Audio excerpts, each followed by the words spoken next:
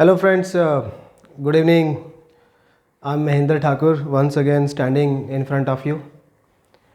आज हम करेंगे प्रोनाउन की एक्सरसाइज।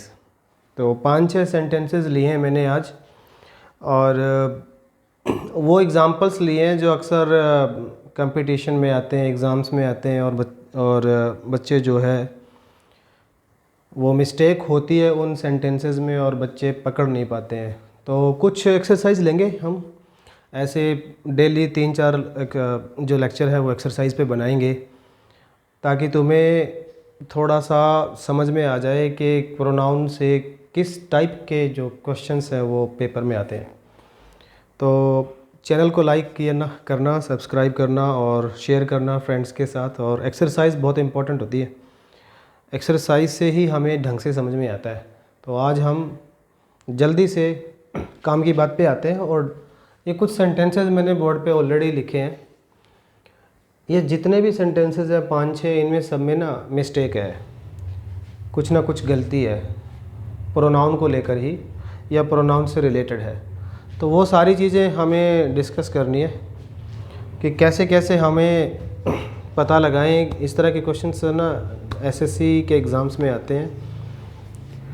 तो यहाँ से स्टार्ट करते हैं। देखो पहला सा, this is the man home I think made a mistake, ये सेंटेंस है। अब इसमें एरर है एक। एरर देखो ये है कि ये तो आया रिलेटिव प्रोनाउन, अच्छा उसका एंटीसीडेंट है वो मैन है, ठीक है। मैन तो लिविंग है, उसके लिए हु या हुम इस्तेमाल होगा। आगे देखते हैं क्या प्रॉब्लम है।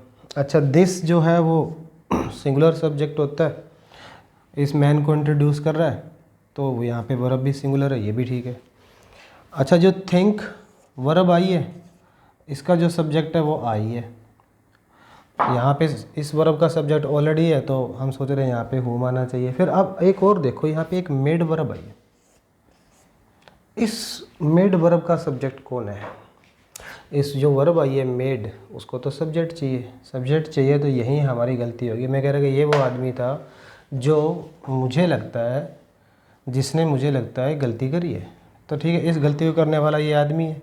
तो यहाँ पे हमें ऑब्जेक्ट नहीं चाहिए, यहाँ पे चाहिए हमें सब्जेक्ट। इस वर्ब को सब्जेक्ट चाहिए, तो यहाँ पे होम नहीं आएगा, हु आएगा। अब ये सेंटेंस ठीक हो गया।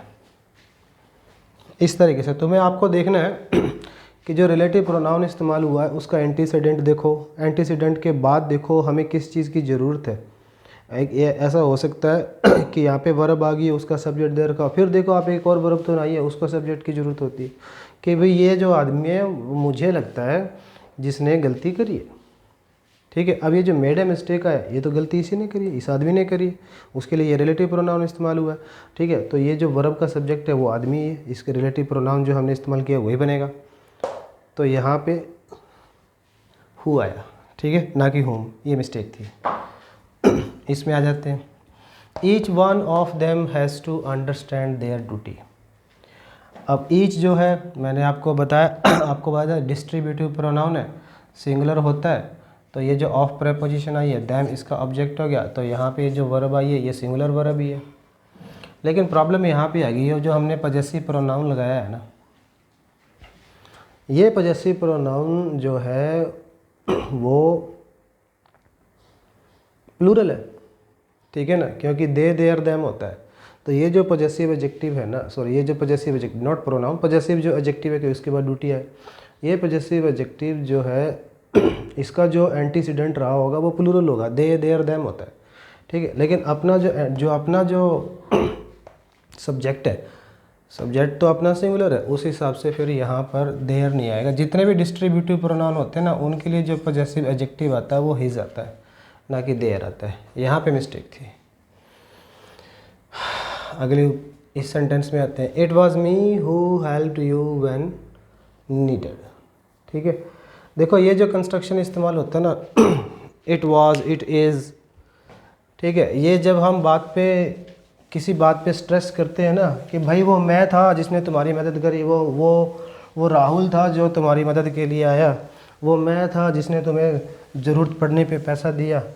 इट इज़, इट वॉज, इस तरह से इट से हम अपने आप को इंट्रोड्यूस करते हैं, वो मैं था ठीक है। एक तो आप सिंपल ऐसे लिख सकते हो कि आई हेल्प्ड यू, तो ये एक सिंपल सी बात होगी, ठीक है, कि मैंने तुम्हारी मदद करी। और लेकिन इसी बात को मैं जोर दे के बोलना चाहूँ तो मैं इसको ऐसे लिखूँगा, इट वॉज आई, वो मैं था, फिर एक रिलेटिव प्रोनाउन लगाएंगे हु हेल्प्ड यू, जिसने तुम्हारी मदद करी। बात एक ही है, दोनों का मीनिंग सेम है, लेकिन इस सेंटेंस में मैं थोड़ा सा एम्फेसाइज कर रहा हूँ बात पे, ये सिंपल तरीके से बोली हुई बात है। अब आपको क्या होता है, जब भी हम इट प्रोनाउन, एक ये इंट्रोडक्टरी सब्जेक्ट है, ये मेरी बात कर रहा है, मुझे इंट्रोड्यूस कर रहा है, ठीक है। इट वाज आई, वो मैं था, ठीक है। जब भी हम इट को इंट्रोडक्टरी सब्जेक्ट के रूप में करते हैं तो यहाँ पे ऑब्जेक्टिव केस नहीं आता, हमेशा सब्जेक्टिव केस आता है। It was she, it was I, it was they, it was you, ऐसे, ठीक है। तो इस बात का ख्याल रखना, जब भी आप इट को एज एन इंट्रोडक्टरी सब्जेक्ट इस्तेमाल करोगे, किसी को इंट्रोड्यूस करने के लिए इस्तेमाल करोगे, तो जो उस प्रोनाउन को आप इंट्रोड्यूस कर रहे हो, जिसकी आप बात कर रहे हो, उसका हमेशा सब्जेक्टिव केस आएगा, ना कि ऑब्जेक्टिव केस। ध्यान रखना इस बात का। अच्छा जी, इस बात पे आ जाते हैं, this secret is between you and I. भी ये जो सीक्रेट है ना, वो तुम्हारे और मेरे बीच में। अब देखो, बिटवीन एक प्रेपोजिशन है, और प्रेपोजिशन के बाद हमेशा ऑब्जेक्ट आता है। यू तो सब्जेक्ट ऑब्जेक्ट सेम ही है, लेकिन ये तो हमने गलत लिख दिया, यहाँ पे आएगा मैं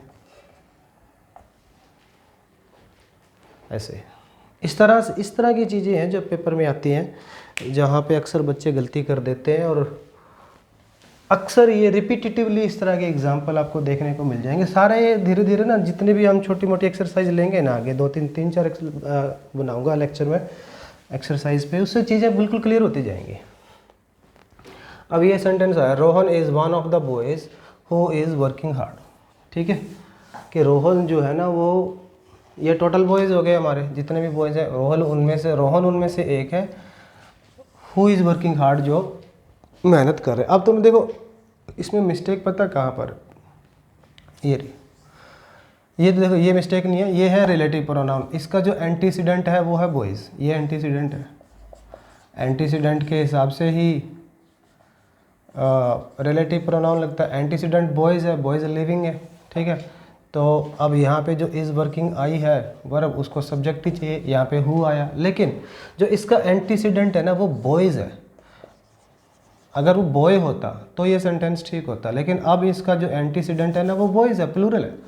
जब एंटीसीडेंट प्लूरल होता है ना, तो उसके लिए जो रिलेटिव प्रोनाउन होता है वो भी प्लूरल ही होता है, याद रखना, ठीक है। जैसा एंटीसीडेंट होता ऐसे ही रिलेटिव प्रोनाउन होता। अगर ये एंटीसीडेंट सिंगुलर होता तो हमारा जो रिलेटिव प्रोनाउन है वो भी सिंगुलर होता। तो हमें एंटीसीडेंट के हिसाब से रिलेटिव प्रोनाउन लगाना, और एंटीसीडेंट के हिसाब से ही आगे वर्ब इस्तेमाल करनी है, ठीक है। अब ये सेंटेंस है ऐसे कि राहुल जो है ना, उन लड़कों में से एक है जो मेहनत कर रहे हैं। ये भी बंदे मेहनत कर रहे हैं, राहुल भी उनमें से एक है। तो यहाँ पे इज़ नहीं आएगा, यहाँ पे आर आएगा, क्योंकि हमारा जो एंटीसीडेंट है प्लूरल है, और जो हमारा रिलेटिव प्रोनाउन है वो भी प्लूरल है, और वो भी प्लूरल है, तो यहाँ पे वर्ब आर आएगी, ये कह रहा हूँ। लेकिन अगर यही सेंटेंस ऐसे हो जाए, Rohan is the only one of the boys who are working hard. अब देखना, अब क्या कहा, अब फ़र्क क्या है, फ़र्क क्या है कि यहाँ पे अब वन ऑफ द बॉयज़ की बजाय मैंने क्या कहा, the only one of the boys. ये टोटल बॉयज़ है। अब राहुल सिर्फ एक मात्र, ये अब सबने पास नहीं करा, ये टोटल बॉयज़ है, और राहुल उनमें से सिर्फ एक मात्र है जिसने जो मेहनत कर रहा है, ठीक है। तो अब भले ही हमारा जो एंटीसीडेंट है वो प्लूरल है, ठीक है। अब आपको ये नहीं देखना, क्योंकि अब आपको ना थोड़ी सेंस भी इस्तेमाल करनी है कि अब ये टोटल इन सब की बात नहीं है कि इन्होंने जो टेस्ट किया, मैं कह रहा हूँ इन टोटल बॉयज़ में से राहुल एकमात्र लड़का है जिसने जो मेहनत कर रहा है, ठीक है। तो फिर यहाँ पे आर नहीं आएगा, अब इज़ आएगा, ये ध्यान रखना। आप थोड़ी सेंस भी इस्तेमाल करनी पड़ेगी। अब आ जाए सेंटेंस में, Kamal is one of the students who dash qualified the exam. जब वन ऑफ द स्टूडेंट्स, आप देखो ये स्टूडेंट्स एंटीसीडेंट आया, हाँ आया हमारा, ये प्लूरल है, ठीक है, तो हमारा रिलेटिव प्रोनाउन भी जो होगा वो भी प्लूरल होगा, तो यहाँ पे हैज़ नहीं आएगा, यहाँ पे हैव आएगा ऐसे। तो इस तरह के सेंटेंसेस जो है वो पेपर में आते हैं।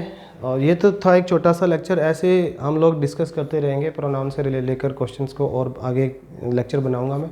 जुड़े रहो मेरे साथ, देखते रहो लेक्चर। और आज के लिए इतना ही, कल फिर मिलते हैं एक छोटे से लेक्चर के साथ। Thank you very much.